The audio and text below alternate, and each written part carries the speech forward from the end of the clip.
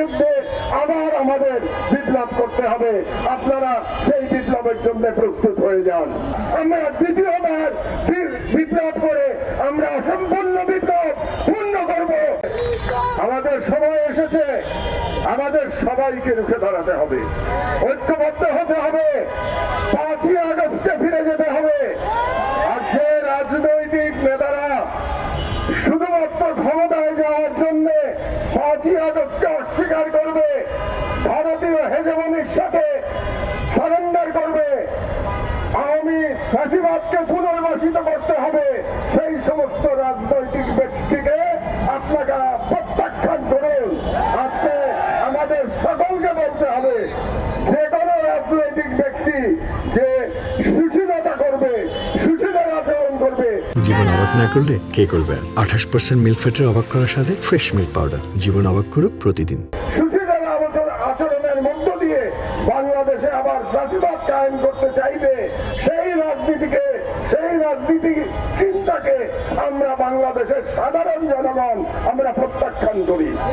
আমরা তাদের বিরুদ্ধে আমরা আরেক বিপ্লবের ডাক দিচ্ছি। এই নতুন ফ্যাসিবাদের বিরুদ্ধে আবার আমাদের বিপ্লব করতে হবে। আপনারা সেই বিপ্লবের জন্য প্রস্তুত হয়ে যান।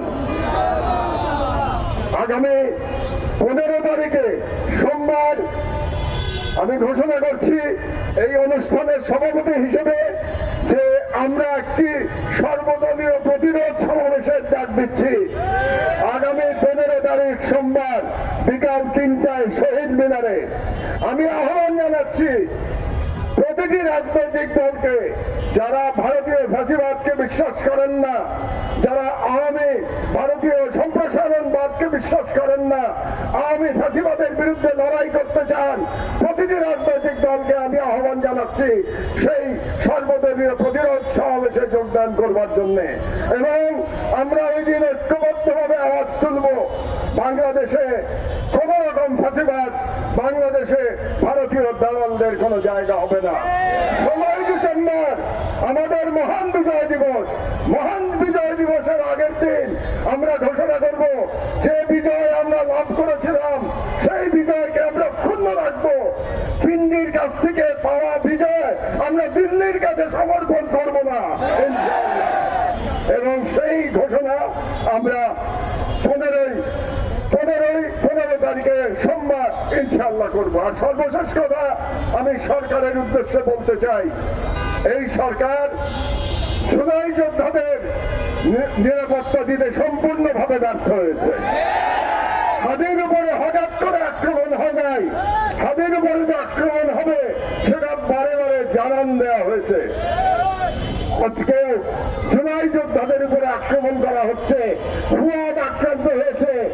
আজকে জুবায়ের বলে গেল, জুবায়ের টেলিফোনে হুমকি আসছে, অথচ এই সরকার ভদ্রতা দেখাচ্ছে। তারা এখন পর্যন্ত কোনো কম্বিং অপারেশন চালাতে পারে নাই, অস্ত্রধারীদের গ্রেফতারের কোনো অ্যাকশন তারা দেখাতে পারে নাই। আমি এই সরকারকে 48 ঘন্টা সময় দিচ্ছি, 15 তারিখের মধ্যে তারা যদি হাদির হত্যাকারীদের হত্যা করার যারা চেষ্টা করেছে আততায়ীদের তাদেরকে গ্রেফতার করতে না পারে, তাহলে 15 তারিখ শহীদ মিনার থেকে এই ইনকারিমের বিরুদ্ধে আমরা বৃহত্তর আন্দোলনের ডাক দেব।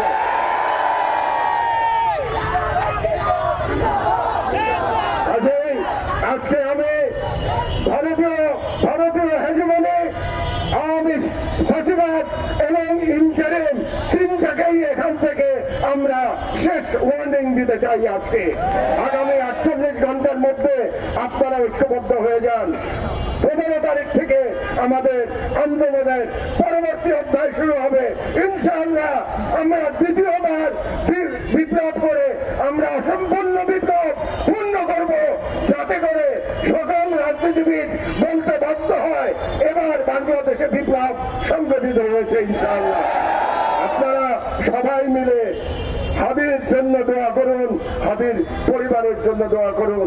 আল্লাহ আমাদের সহায় হোক। আল্লাহ হাফেজ। বাংলাদেশ। ধন্যবাদ।